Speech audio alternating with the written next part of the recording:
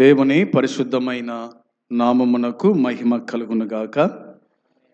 క్రీస్తు యేసునందు సోదరి సోదరులారా, మీ అందరికీ ప్రభువు పేరట శుభములు, వందనాలు తెలియజేయుచు ఉన్నాను. దేవుని మహాకృపను బట్టి మరి ఒక నూతన దినాన్ని చూడ్డానికి ప్రభువు మనకిచ్చిన ఈ భాగ్యాన్ని బట్టి దేవుని ఎంతగానో స్తుతించుచు ఉన్నాను. ఈ సమయమందు దేవుని గ్రంథమైన బైబిల్లో నుండి పౌలు ఎఫెసీయులకు రాసిన పత్రిక 4వ అధ్యాయము 22, 23, 24 వచనాలు మనము చదివి ధ్యానం చేసుకుందాం. కావున మునుపటి ప్రవర్తన విషయములోనైతే మోసకరమైన దురాశల వలన చెడిపోవు మీ ప్రాచీన స్వభావమును వదులుకొని మీ చిత్తవృత్తి యందు నూతనపరచబడిన వారై నీతియు యథార్థమైన భక్తియు గలవారై దేవుని పోలికగా సృష్టింపబడిన నవీన స్వభావమును ధరించుకొనవలెను. చదవబడిన లేఖన భాగము నిమిత్తమై దేవుడు మనతో మాట్లాడునట్లుగా ప్రార్థన చేసుకుందాము. ప్రేమగల తండ్రి, నీ పరిశుద్ధమైన పాదములకు వందనాలు, కృతజ్ఞతలు, స్తుతులు చెల్లించుకుంటున్నాం. కనికర సంపన్నుడవు, కృప చూపే దేవుడవు, నిన్న నేడు ఏకరీతిగా ఉండి కాపాడుచున్న మా పరలోకపు తండ్రివి, నీకు వందనాలనైనా స్తోత్రములు. గత దినమంతయు కూడా కాచి కాపాడి సంరక్షించి పోషించి కాపాడినందుకై స్తోత్రాలు. ఈ దినమందు ఈ సమయమందు నీ సన్నిధి మాకు ఇచ్చినందుకై స్తోత్రాలు. కూడి వచ్చిన వారిని దీవించి ఆశీర్వదించినందుకై స్తోత్రం. పాటలు పాడిన వారిని దీవించి ఆశీర్వదించండి. నీ వాక్యం చదువుకున్నాం దేవా, మీరు చదివించారు, అందుని బట్టి స్తోత్రాలు.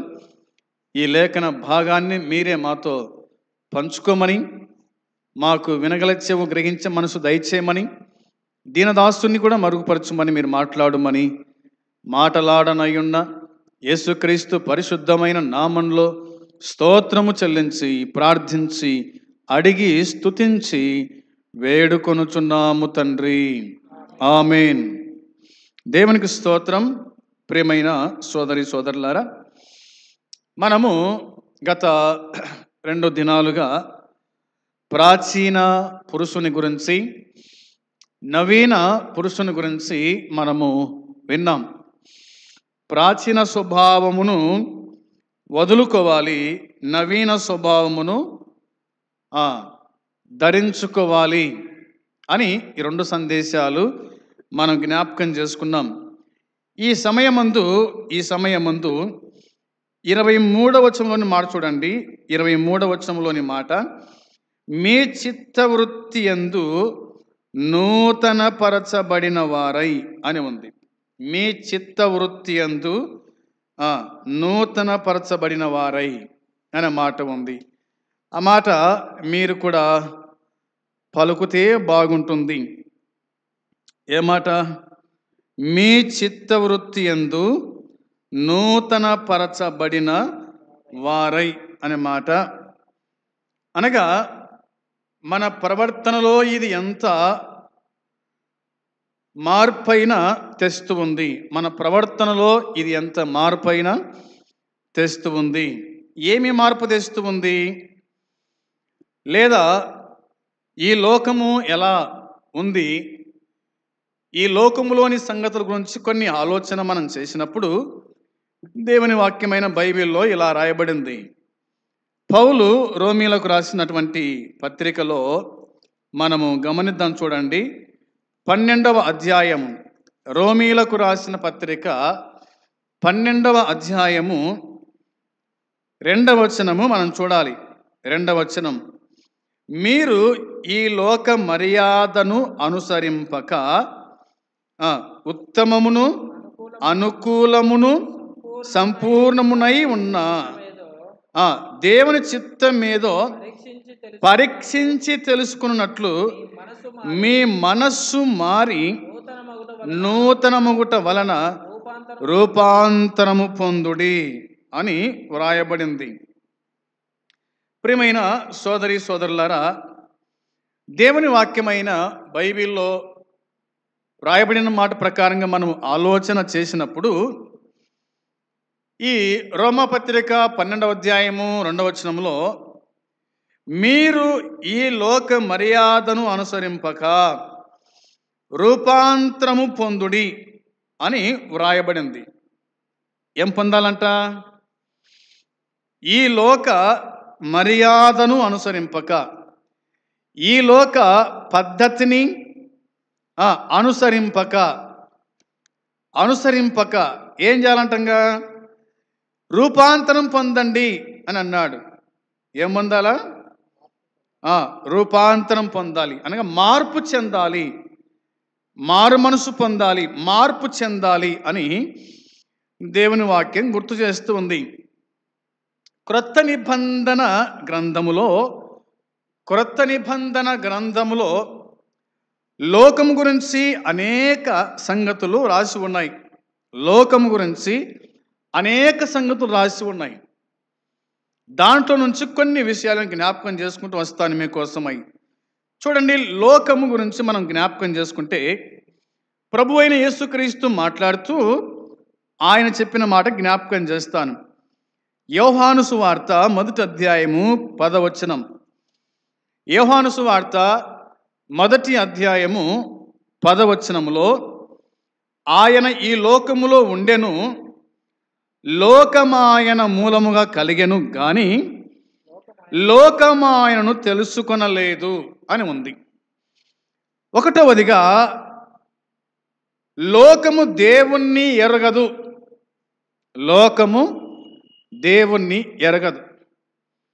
దేవుడు ఎక్కడున్నాడు? చెప్పాలి ఈ మాట. దేవుడు ఎక్కడున్నాడు? ఆయన లోకములో ఉండెను. ఆయన ఈ లోకములో ఉన్నాడు. తర్వాత మాట, లోకము ఆయన మూలంగా కలిగింది కానీ లోకం ఆయనను తెలుసుకొనలేదు. లోకము దేవుణ్ణి ఎరగదు. దేవుడు లోకములో లేడా? ఉన్నాడని వాక్యం చెబుతుంది. ఈ లోకమంతా కూడా ఆయన మూలంగానే కలిగింది. కలిగి ఉన్నది ఏది ఆయన లేకుండా కలగలేదని వాక్యం చెబుతుంది. కానీ లోకం మాత్రం ఆయనను తెలుసుకొనలేదు, ఆయనను ఎరగలేదు అని దేవుని వాక్యం చెబుతుంది. లోకము ఆయనను తెలుసుకోలేదు కాబట్టి నేమో లోకులందరూ కలిసి ఆయనను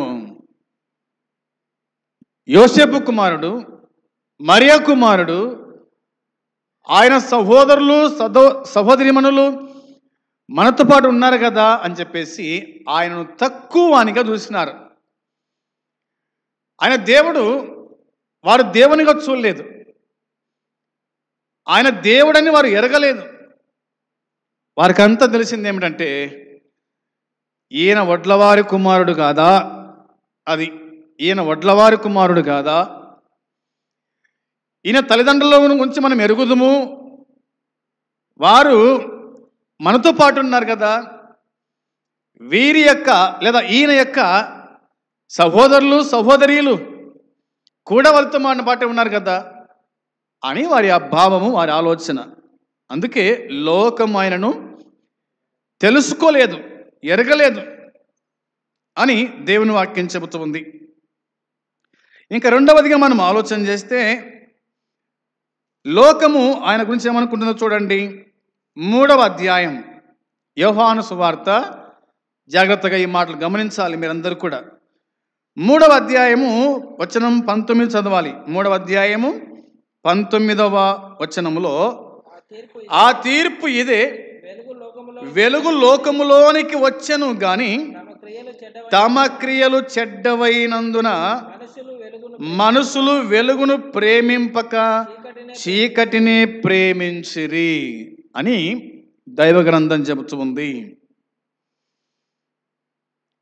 ఆత్మ సంబంధమైన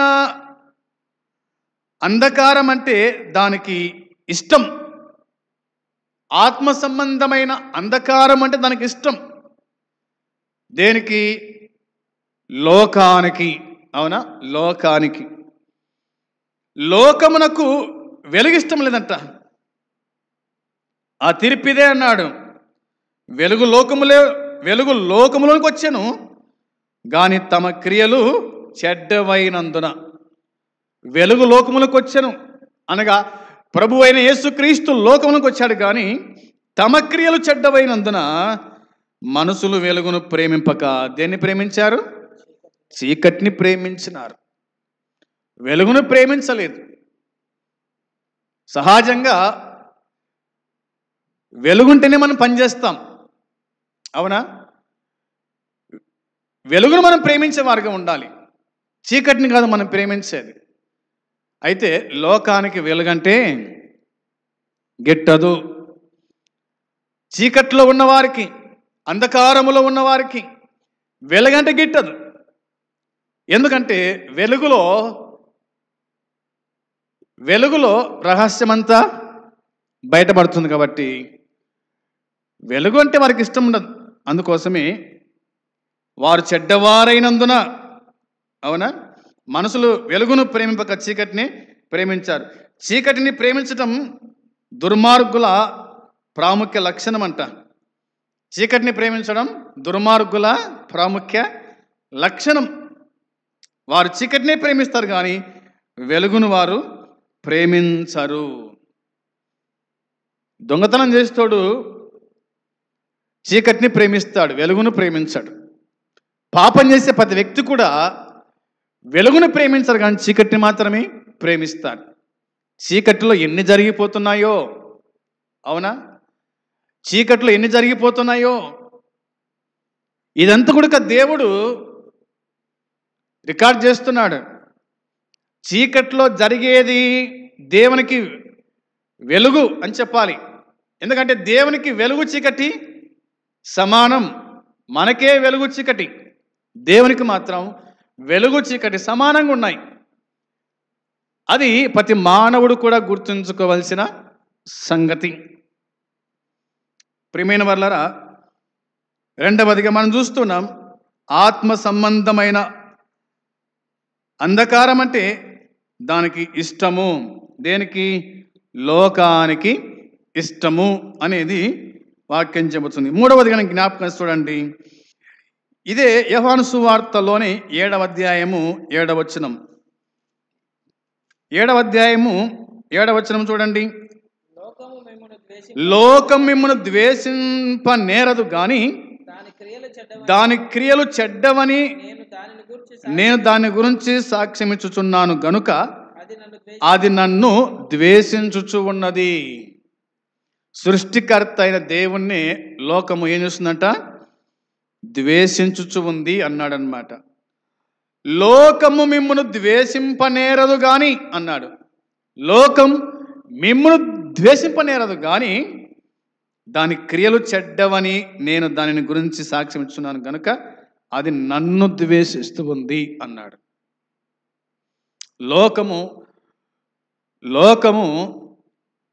లోకాన్ని కలగజేసినటువంటి దేవుణ్ణి దూషిస్తూ ఉంది. ఈ భూమి ఆకాశములను కలగజేసిన దేవుణ్ణి ఈ మానవుడు ఉన్నాడే, ఈ పాపాత్ముడు, ఈ దుర్మార్గుడు, ఈ పాపి సృష్టికర్తని దేవుని దూషిస్తున్నాడు. అవునా? దేవుడు అంటే కనిపించమను, అవునా, దేవుడు అంటే దిగిరమ్మను, దేవుడు అంటే నాకు ఇది చేయమను, నీకు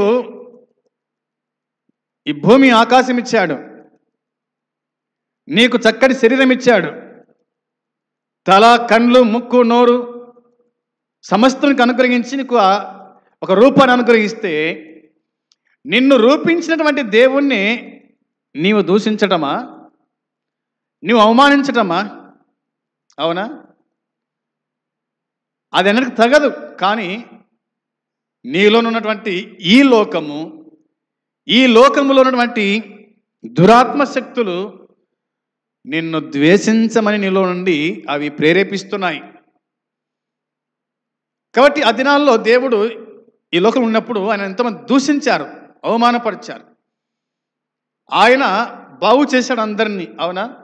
తన యొద్దకు వచ్చిన వారిని అందరినీ బాగు చేసినాడు. కానీ చివరికి అందరూ కూడా ఆయనను దూషించారు అనే మాట కనిపిస్తుంది. అది నన్ను ద్వేషిస్తూ ఉంది అని ఉంది. క్రీస్తును, ఆయన్ను అనుసరించే వారిని అది ద్వేషిస్తూ ఉంది. యేసుక్రీస్తుని ద్వేషిస్తూ ఉంది, ఆయన అనుసరించే వారిని ద్వేషిస్తూ ఉంది. అనగా ఆయన సేవకులను ద్వేషిస్తూ ఉంది, విశ్వాసులైన వారిని ద్వేషిస్తూ ఉంది, దేవుణ్ణి కూడా ద్వేషిస్తూ ఉంది. అది ఈ లోకం అనేది మనము గుర్తుంచుకోవాలి. 15వ అధ్యాయం చూడండి, 19వ వచనం.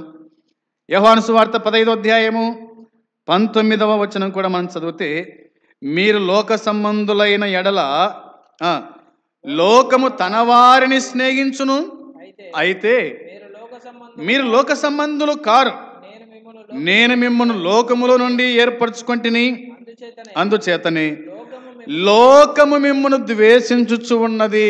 లోకం మిమ్మల్ని ద్వేషిస్తూ ఉంది. 7:7లో మనం చదువుకున్నాం, లోకము దేవుని ద్వేషించింది. 15:19 మనం చదువుకున్నాం, లోకము మిమ్మును ద్వేషిస్తూ ఉంది. దానికి ఇదే పని, అవునా? ద్వేషించడమే లోకమునకు.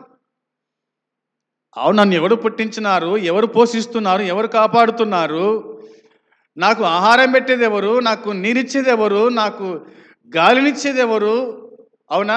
నా కోసమై పగులు రాత్రిని చేసింది ఎవరు? ఇవన్నీ కూడా గ్రహించకుండా ఏమో తనకు తానే పుట్టినట్టుగా, తనకు తానే సూర్యుడిని కలగజేసినట్టుగా, చంద్రుని కలగజేసినట్టుగా, ఈ భూమి ఆకాశం తానే చేసినట్టుగా మనసి విర్రవీగుతున్నాడు అంతే. దేవుని నమ్మడం లేదు, దేవుని నమ్మిన వారిని నమ్మడం లేదు. ఇది లోకం పని, లోకములో ఉన్న వారి పని. కాబట్టి మీరేం భయపడాల్సిన అవసరం లేదు. లోకము నన్ను ద్వేషించింది, మిమ్మల్ని ద్వేషించుట ఇదేం గొప్ప సంగతి ఏం కాదు, నిజమే, వాస్తవమే. లోకము మిమ్మల్ని ద్వేషించుచున్నది అనే మాట మనకు అనిపిస్తూ ఉంది. మీరు లోక సంబంధులైన ఎడల లోకము తన వారిని స్నేహించును. లోకము తన వారిని స్నేహిస్తుంది అంటే వాడు ఏం చేస్తుంటాడో పక్క వ్యక్తి అది చేస్తే కనుక ఇద్దరు స్నేహితులు అయిపోతారు. అది కాదు, ఇట్లా అంటే ఒప్పుకోరు దానికి, అలా చేయకూడదు, ఇలా చేయాలంటే ఒప్పుకోరు దానికి. తనకు కావాల్సింది లోకం, తనకు కావాల్సింది పాపం, తనకు కావాల్సింది తనలాంటి వాడైతేనే లోకము ప్రేమించేది. అయితే మీరు లోక సంబంధులు కారు, నేను మిమ్మల్ని లోకం నుండి వేరుపరచుకుంటుని అన్నాడు అనమాట. దేవుడు మనం లోకం నుంచి వేరుపరచుకున్నాడు కాబట్టి లోకం మనల్ని ద్వేషించుతుంది అనేది 3వ మాట మనం చెప్పుకున్నాం. ఇక 4వ చూడండి, జ్ఞాపకం చేస్తాం మీకోసమై. యోహాను సువార్త 12వ అధ్యాయము 31వ వచనము. యోహాను సువార్త 12వ అధ్యాయము 31వ వచనములో, ఇప్పుడు ఈ లోకమునకు తీర్పు జరుగుచున్నది, ఇప్పుడు ఈ లోకాధికారి బయటకు త్రోసివేయబడును అని ఉంది. దేవుని వాక్యం చెబుతున్నమాట 12:31. తర్వాత కొరింథీ 2వ పత్రిక 4:4, కొరింథీ 2వ పత్రిక 4వ అధ్యాయము 4వ వచనం కూడా చూద్దాం. దేవుని స్వరూపి అయి ఉన్న క్రీస్తు మహిమను కనపరచు సువార్త ప్రకాశము వారికి ప్రకాశింపకు నిమిత్తము ఈ యుగ సంబంధమైన దేవత అవిశ్వాసులైన మనోనేత్రములకు గుడ్డితనము కలుగజేసెను అని దేవుని వాక్యం గుర్తు చేస్తూ ఉంది. 4వదిగా మనం ఆలోచన చేస్తే, దాని పరిపాలకుడు దైవము సాతాను, దాని పరిపాలకుడు దైవము సాతానుడు అన్నమాట.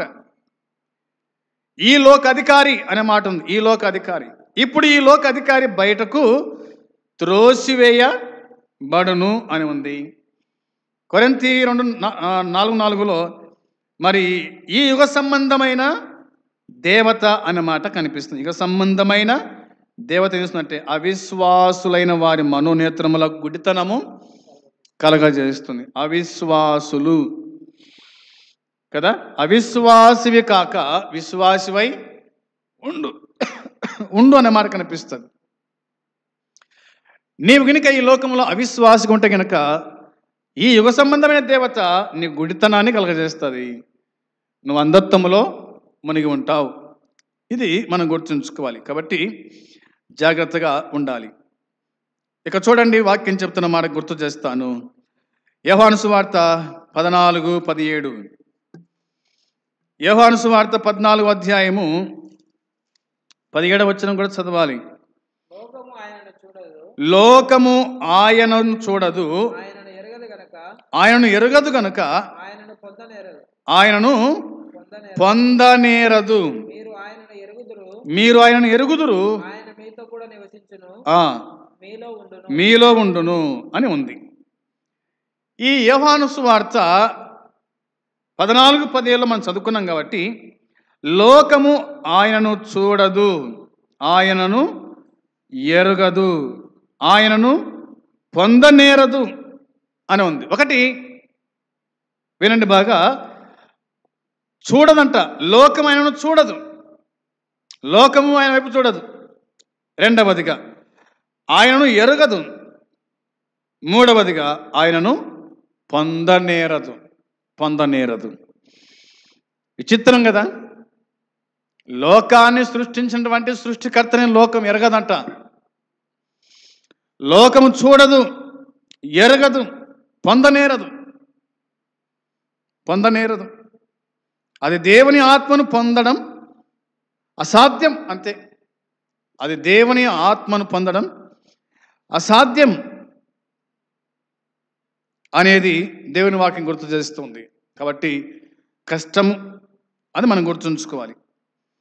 తర్వాత మాట చూడండి, కొరింథీ మొదటి పత్రిక 1వ అధ్యాయము 20వ వచనం.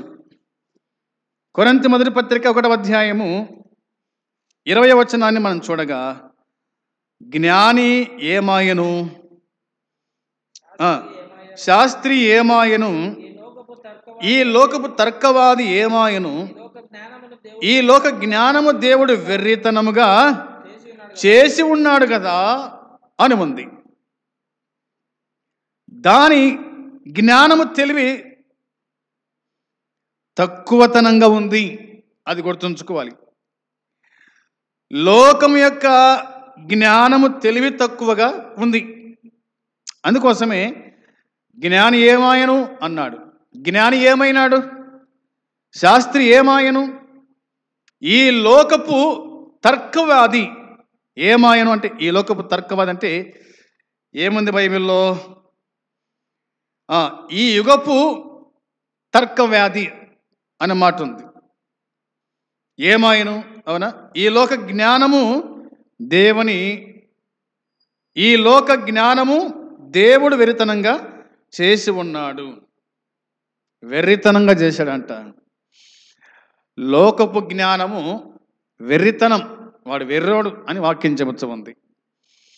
దేవుని జ్ఞానము కలిగిన వాడు మాత్రమే సరైన వ్యక్తి. లోక జ్ఞానం మస్తు ఉంది, అవునా? లోక జ్ఞానము ఏ విధంగా వస్తుంది మనిషికి అంటే, తాను పెరిగి పెద్దవాడై తాను చదివి కదా జ్ఞానము సంపాదించవచ్చు. కానీ దేవుణ్ణి గురించిన జ్ఞానము తనకు లేదు. లోక జ్ఞానం ఎంత సంపాదించినా కానీ దేవుని గురించిన జ్ఞానం లేకపోతే కనుక అది దేవుడు దాన్ని వెర్రితనముగా ఎంచుచు ఉన్నాడు. అది గుర్తుంచుకుందాం. ఇదే కొరింథీ మొదటి పత్రిక 3వ అధ్యాయము వచనం 19లో 3వ అధ్యాయం వచనం 19 రాయబడిన మాట చూడాలి ఒకసారి. ఈ లోక జ్ఞానము దేవుని దృష్టికి వెర్రితనమే అని వాక్యం చెబుతుంది. వెర్రితనమే. నీకెంత జ్ఞానం ఉన్నా ఇలా చెప్పుకోవాలేమో, నీవు వెర్రోనివి దేవుని దృష్టిలో. అది గుర్తుంచుకుందాం. నీకు ఎంత జ్ఞానం ఉంటే ఏముంది? నిన్ను పుట్టించిన మనకు తెలియకపోతే గనక. నీకు ఎంత జ్ఞానం ఉంటే ఏముంది? సృష్టికర్త తెలియకపోతే గనక. నీకు ఎంత జ్ఞానం ఉంటే ఏముంది? నిన్ను బతికించే దేవుడు, నిన్ను పోషించే దేవుడు నీకు తెలియకపోతే గనక. అవునా? వాక్యం చెప్తున్న మాట అదే కదా. ఈ లోక జ్ఞానము దేవుని దృష్టికి వెర్రితనమే, వెర్రితనమే అనేది గుర్తు చేస్తుంది వాక్యం. ఇంకా మనం ఆలోచన చేస్తే కనుక చూడండి, కొరింథీ మొదటి పత్రిక 7వ అధ్యాయము 31వ వచనం. 7వ అధ్యాయము, కొరింథీ మొదటి పత్రిక 7వ అధ్యాయము 31వ వచనంలో మనం చూడగా, ఈ లోకము అనుభవించువారు అమితముగా అనుభవింపనట్లును ఉండవలెను. ఎలయనగా ఈ లోకపు నటన గతించుచున్నది అని ఉంది. ఈ లోకపు నటన గతించుచున్నది. ఈ లోకములో ఎంతమంది నటించేవారు ఉన్నారు, నటన చేసేవాళ్ళు ఉన్నారు. అవునా? తామే జ్ఞానవంతులని, తమకే అంత తెలుసు అని కదా. ఒకవేళ ఏం తెలియకపోయినా కానీ నటన, ఈ లోకపు నటన అది గతించిపోతూ ఉంది అని వాక్యం చెబుతుంది. అందుని బట్టి ఈ లోకము అనుభవించుచు అమితంగా అనుభవింపనట్లును ఉండవలని అన్నమాట ఉంది. ఈ లోకము అనుభవించుచు అమితముగా అనుభవింపనట్లును ఉండవలెనని ఉంది. తర్వాత ఈ లోకపు నటన గతించుచు ఉంది. ఎన్నాళ్ళు నటన చేస్తావు? అవునా? ఎన్నాళ్ళు నటన చేస్తావు? ఏదో ఒక రోజు ఖచ్చితంగా దేవుని చేతిలో పడాల్సిందే. అప్పుడు నీ జ్ఞానము, నీ తెలివి, నీ వివేకం, నీ బుద్ధి ఏమైపోతుందో ఒకసారి నువ్వు ఆలోచించాలి.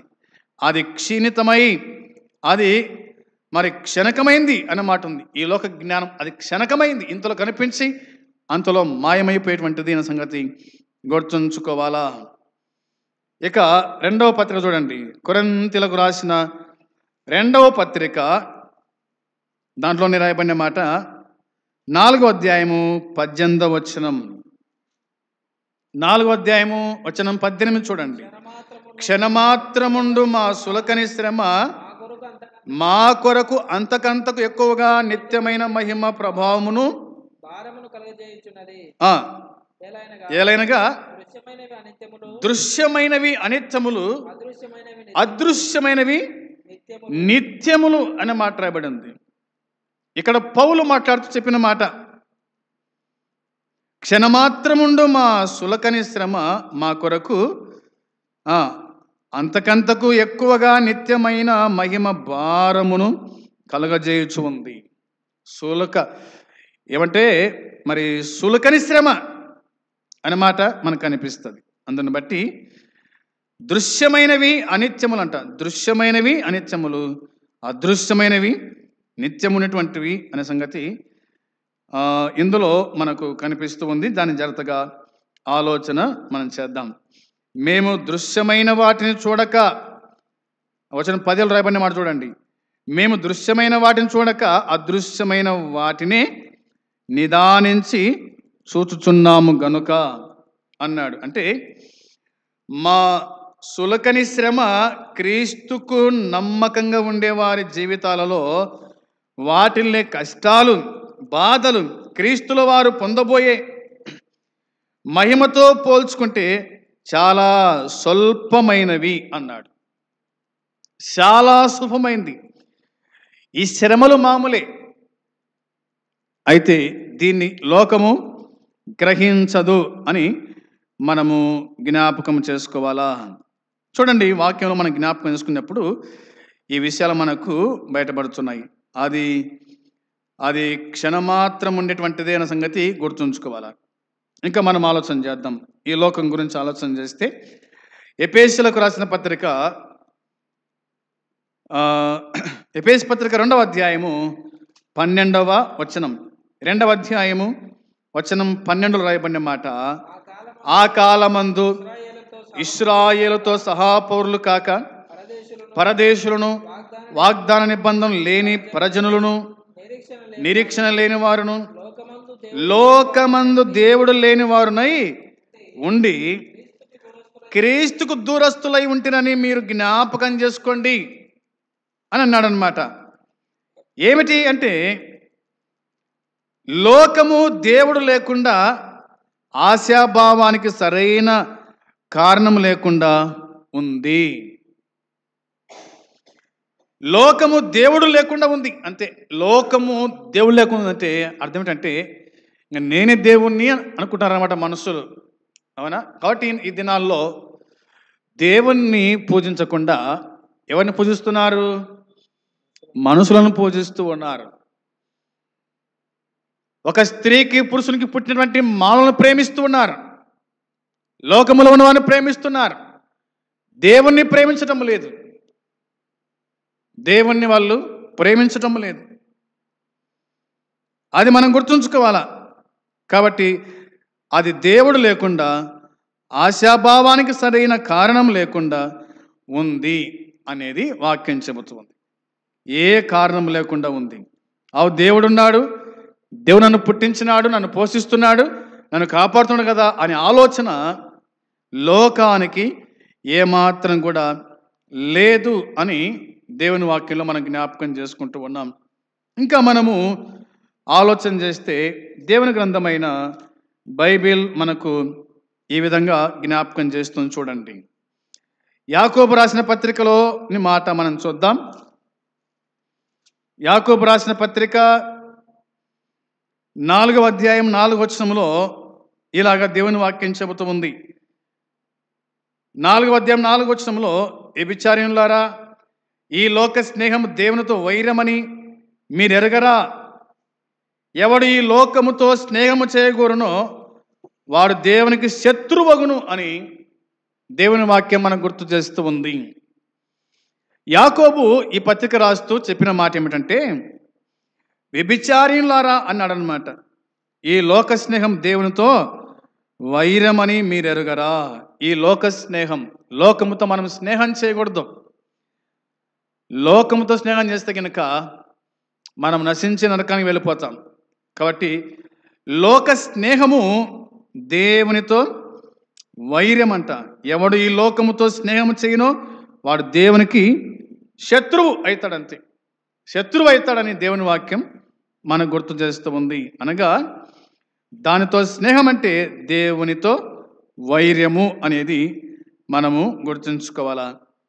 ఇక పేతురు రాసిన మొదటి పత్రిక, పేతురు రాసిన రెండవ పత్రిక 1:4లో, పేతురు రాసిన రెండవ పత్రిక మొదటి అధ్యాయము 4వ వచనం మనం గమనించగా, ఆ మహిమ గుణాత్యములను బట్టి ఆయన మనకు అమూల్యములను అత్యధికములనైన వాగ్దానములను అనుగ్రహించి ఉన్నాడు. దురాశను అనుసరించుట వలన లోకమందున్న భ్రష్టత్వమును ఈ వాగ్దానముల మూలముగా మీరు తప్పించుకొని పాలివారగునట్లు వాటిని అనుగ్రహించెను అనే మాట ఉంది. దీనికి అర్థం ఏంటంటే, అది చెడిపోయినది అని ఉంది. లోకము చెడిపోయింది. దేవుడు భూలోకము చూసినప్పుడు అది చెడిపోయి ఉండేను. ఆది కాండములో మనం చూడగలుగుతాం. దేవుడు భూలోకం చూశాడంట, అది ఏమైంది? చెడిపోయింది. అంటే భూలోకం చెడిపోలే, భూలోకములున్న మానవుడు ఏమంటే చెడిపోయినాడు. వాని హృదయాలోచన బాల్యం నుండియే చెడ్డది అని వాక్యం చెబుతుంది. చెడిపోయింది లోకం. అంటే లోకాన్ని మనుషులు చెడగొట్టేశారు. ఎక్కడ చూసిన పాపం, దుర్మార్గం, దొంగతనాలు, అవునా, ఇట్లా చాలా ఉన్నాయి చెప్పుకుంటూ పోతే గనుక. సోదరి సోదరులారా, అది చెడిపోయింది. లోకం చెడిపోయింది. లోకం చెడిపోయింది. రండి, యోహాను రాసిన మొదటి పత్రిక 2వ అధ్యాయం 15వ వచనం చదవాలి. యోహాను రాసిన మొదటి పత్రిక 2వ అధ్యాయము 15 నుంచి 17 వరకు, 15 నుంచి 17 వరకు. ఈ లోకమునైనను లోకములో ఉన్న వాటినైనను ప్రేమింపకుడి. ఎవడైనను లోకమును ప్రేమించిన యెడల తండ్రి ప్రేమ వానిలో ఉండదు. లోకములో ఉన్నదంతయు అనగా శరీరాశ, నేత్రాశ, జీవపు డంబమును తండ్రి వలన పుట్టినవి కావు. అవి లోక సంబంధమైనవే. లోకమును దాని ఆశయు గతించిపోవచ్చున్నవి గాని దేవుని చిత్తము జరిగించువాడు నిరంతరము నిలుచును. వినండి, అది గర్వముతో చెడు కోరికలతో నిండి ఉంది. లోకము గర్వముతో చెడు కోరికలతో నిండి ఉందట. అందుకే వాక్యం చెప్తున్నమాట, లోకములో ఉన్నంత శరీరాశ, నేత్రాశ, జీవపు డంబం. శరీరాశ, నేత్రాశ, జీవపు డంబం ఇది లోకములో ఉంది. కాబట్టి అది చెడు కోరికలతో నిండి ఉందంట, చెడు ఆలోచనతో నిండి ఉంది. లోకంలో ఉన్న మనుషులంతా చెడిపోయారు. అందుకే వారికి మేలు అనేది తెలియదు. ఎక్కడ చూసిన లంచాలు, దుర్మార్గం, అవునా, జీతాలు జాలక మనుషుల సొమ్మును దోచుకొని తినేటువంటి వారి లోకములో ఉన్నారు. శరీరాశ, శరీరం ఆశిస్తూ ఉంది. నేత్రాశ, కండ్లు చూసిందల్లా కావాలంటాయి. జీవపడంబం, గర్వం, అంతే. తను తానే నాకేం అనుకుంటాడు, అంతే. ఇదంతా నాదే అనుకుంటాడు. జీవపడంబం, అది మనం గుర్తుంచుకుందాం. ఇదే యోహాను రాసిన మొదటి పత్రిక 5వ అధ్యాయం 19వ వచనం. 5వ అధ్యాయం 19వ వచనం మనం చూడగా వాక్యం చెప్తున్న మాట చూడండి. మనము దేవుని సంబంధులమనియు లోకమంతయు దుష్టుని యందున్నదని ఎరుగుదుము. లోకమంతయు కూడా ఎవరి సంబంధం అంట? దుష్టుని సంబంధం. లోకమంతయు దుష్టుని యందున్నది అని ఎరుగుదుము. కాబట్టి లోకమంతా దుష్టుని వైపే, పాపం వైపే, అవునా. వాళ్ళకు మేలు క్షమం తెలియదు, ఎలా జీవించాలో బతకాలని తెలియదు.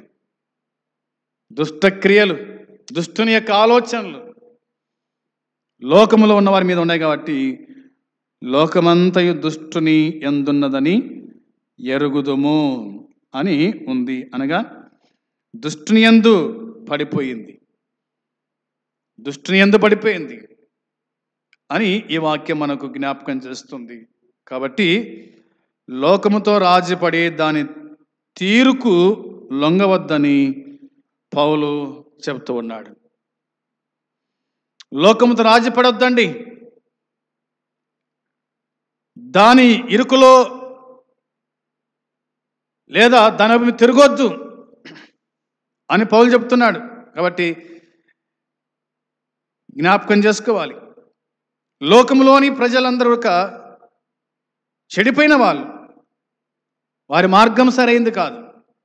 అందుకే జాగ్రత్త అని చెప్పాడు. కాబట్టి మనము మార్పు చెందాలా అని రాయబడింది. మనం మార్పు చెందాలా. ఎలా మార్పు చెందాలి? మనము ఎలా మారిపోవాలి మనం అంటే, మనము దేవుని పోలికలోకి రావాలి అనే మాట మనకు అనిపిస్తుంది. రండి ఈ వాక్యం చదివి మనం ముగించుకుందాం. రోమపత్రిక 12వ అధ్యాయం 2వ వచనంలో మాట, మీరు ఈ లోక మర్యాదను అనుసరింపక, మీరు ఈ లోక మర్యాదను అనుసరింపక ఉత్తమమును అనుకూలమును సంపూర్ణమునై ఉన్న దేవుని చిత్తం ఏమిటో పరీక్షించి తెలుసుకున్నట్లు మీ మనస్సు మారి నూతన మగుట వలన రూపాంతరం పొందండి. మీరు రూపాంతరం పొందండి అన్నాడు అనమాట. మీ మనసు మార్చుకోండి, మీరు రూపాంతరం పొందండి. ఎంతకాలము ఇట్లా జీవిస్తారు లోకములో.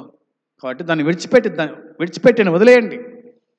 మీరు రూపాంతరం చెందండి, ప్రభులోకి రండి, ప్రభుని తెలుసుకోండి, ప్రభు చిత్త ప్రకారం నడుచుకోండి అని వాక్యం చెబుతుంది. ఆ విధంగా నడుచుకోవడానికి దేవుడు మనకు సహాయము చేయునుగాక. ఆమేన్. ప్రార్థన చేద్దాం. ప్రేమగల తండ్రి, పరిశుద్ధుడైన దేవానికి స్తోత్రం, స్తుతులు చెల్లించుకుంటున్నా. ఈ లోకము గురించి కొన్ని సంగతులు మీరు బయలుపరిచేందుకై స్తోత్రాలు. మేము ఎలాగో జీవించాలనో మీరు తెలియపరిచారు, అందరిని బట్టి స్తుతిస్తూ ఉన్నా. ఈ వాక్యం ఎంతమంది వినగలిగారో వారి జీవితంలో కార్యం జరిగించి ప్రతిఫలం దయచేయండి. విశ్వాసికి ఆదరణ కలిగించండి. లోకమును ప్రేమించకుండా నిన్ను ప్రేమిస్తూ నీ వలె మారుటకు, జీవించుటకు నీ కృప మెండుగా మాకు అందరికీ అనుగ్రహించి దర్శించమని, సహాయం చేయమని మీకు అప్పగించుకుంటూ నీ ప్రియకుమారుడు మా రక్షకుడు యేసుక్రీస్తు నామములో అడిగి వేడుకుంటున్నాము తండ్రి. ఆమేన్. పరలోకమందున తండ్రి ప్రేమ, మన ప్రభువైన యేసుక్రీస్తు కృప, పరిశుద్ధాత్మ సన్నిధి సహవాసం కూడి వచ్చిన మనకు సకల పరిశుద్ధులకు ఇప్పుడు ఎల్లప్పుడు సదాకాలము తోడై ఉండునుగాక. ఆమేన్. మంచిది. అందరికీ వందనాలు.